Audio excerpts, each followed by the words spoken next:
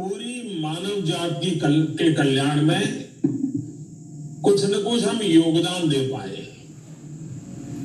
साथियों,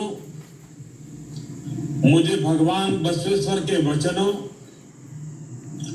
उनके संदेशों से निरंतर कुछ न कुछ सीखने का सौभाग्य मिला है। चाहे उनके वचनों को देश की 23 भाषाओं में अनुवाद हो या फिर लंदन में उनकी मूर्ति के अनावरण का अवसर, हर बार मैंने कुछ न कुछ नया सीखा है, नई ऊर्जा प्राप्त की है, नई प्रेरणा प्राप्त की है। साथियों, मुझे बताया गया कि 2017 में बसवन्ना के वचन के डिजिटाइजेशन का जो सुझाव मैंने रखा था, उस पर आपने व्यापक काम किया है और इसलिए मैं सबसे पहले तो आपको बधाई देता हूं। इस बार ये समारोह भी डिजिटली पूरी दुनिया में आयोजित किया जा रहा है। लॉकडाउन के नियमों का पालन करते हुए एक प्रकार से ये ऑनलाइन समागम का भी बहुत उत्तम उदाहरण है। आपके इस प्रयास से बसवन्ना के जो उन्होंने रास्ता दिखाया है और उनके आदर्शों से दुनिया के ज्यादा से ज्यादा लोग जुड़ पाएंगे। साथियों, संसार में भांति भांति के लोग होते हैं। हम देखते हैं कुछ लोग बातें तो बहुत अच्छी करते हैं, लेकिन आचरण से उनका कोई लेना देना नहीं होता है। कुछ लोग ऐसे होते हैं तो ये तो जानते हैं कि सही क्या है, लेकिन सही को सही बोलने से डरते हैं। पहले स्वार्थ के तराजू से सब कुछ तोलते हैं, लेकिन बसवन्ना ने सिर्फ उपदेश का रास्ता नहीं चुना, बल्कि जो सुधार वो व्यक्ति में, समाज में चाहते थे, उन्होंने वो स्वयं से शुरू किया। जब हम परिवर्तन को, रिफॉर्म को खुद जीने लग जाते हैं, खुद उदाहरण बनते हैं, तभी हमारे आसपास भी सार्थक परिवर्तन होते हैं। बसवन्ना ने और उनसे आप उनके दैवीय गुण भी सीख सकते हैं और साथ ही एक अच्छे प्रशासक, एक अच्छे सुधारक, एक प्रकार से समाज सेवा में समर्पित जीवन के रूप में भी हम उनसे प्रेरणा पा सकते हैं। भगवान बसवेश्वर की वाणी, उनके वचन, उनके उपदेश ज्ञान का ऐसा स्रोत है जो आध्यात्मिक भी है और धरातल पर जमीन से जुड़ा हुआ प्रैक्टिकल गाइड की तरह मार्ग भी दिखाते हैं। उनके उपदेश हमें भी एक बेहतर मानव बनने की शिक्षा देते हैं और हमारे समाज को भी और अधिक उदार, अधिक दयालु और अधिक मानवीय संवेदनाओं से भर देते हैं। और साथियों, भगवान बसवेश्वर जी, उन्होंने जो कहा वो ये भी बताता है कि वो कितने बड़े दूरदृष्टा थे।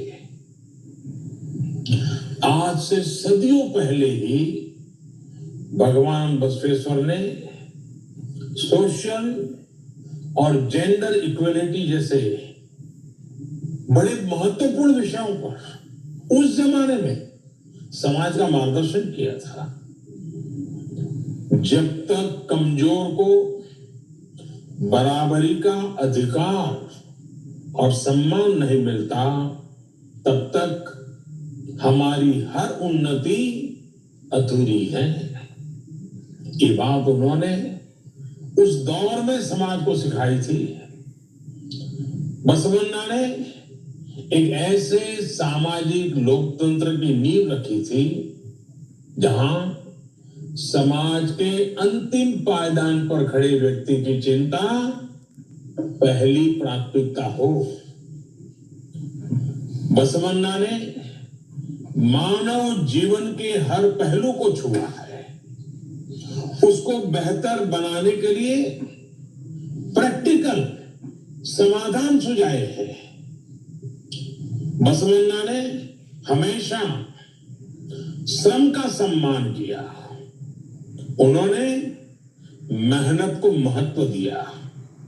वो कहते थे, समाज में बड़ा और छोटा हर व्यक्ति राष्ट्र की सेवा में एक श्रमिक ही है। इतनी बड़ी बात बताई है।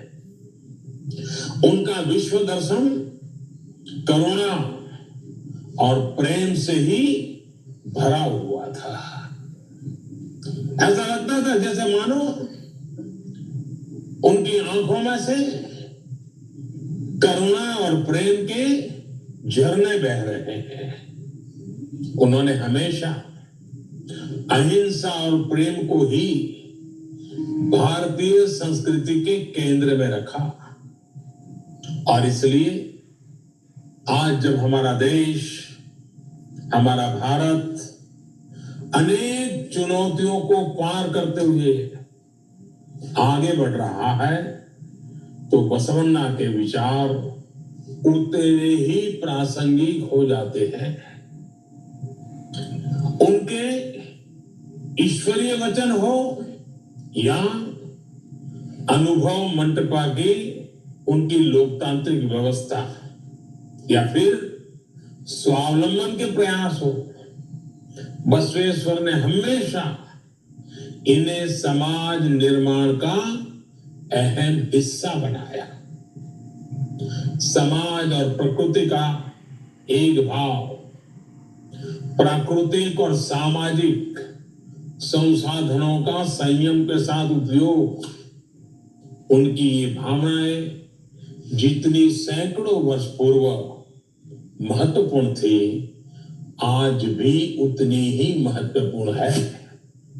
साथियों, 21वीं सदी के भारत में भी आज अपने आसपास युवा साथियों में, देशवासियों में सार्थक बदलाव के लिए एक मजबूत इच्छा शक्ति,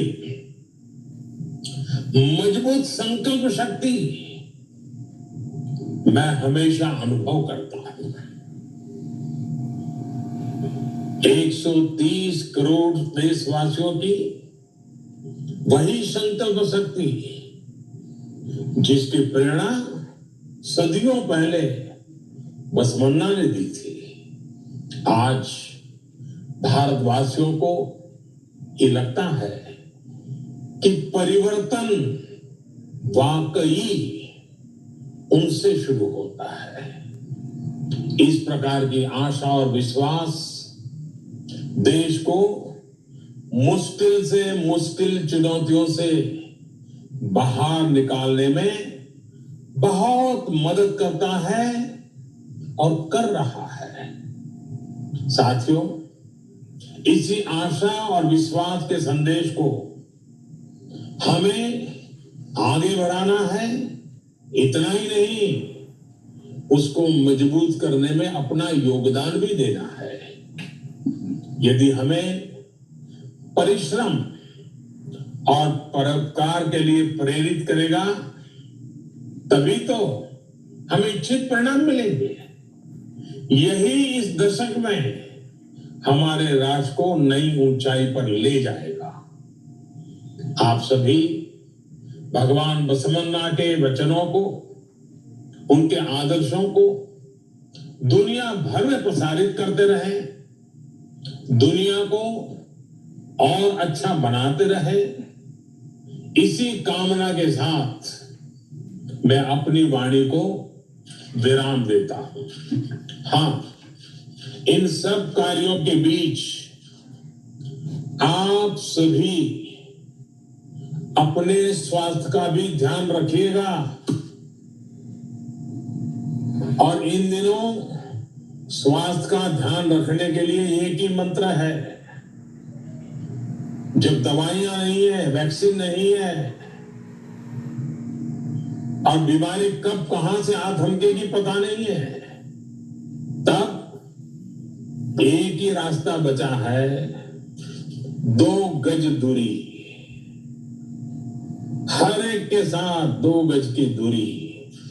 इस 2 गज की दूरी के नियम का हम पालन करें, औरों को भी पालन कराने के लिए प्रेरित करें। एक बार फिर आपको बसव जयंती की अनेक अनेक शुभकामनाएं। धन्यवाद।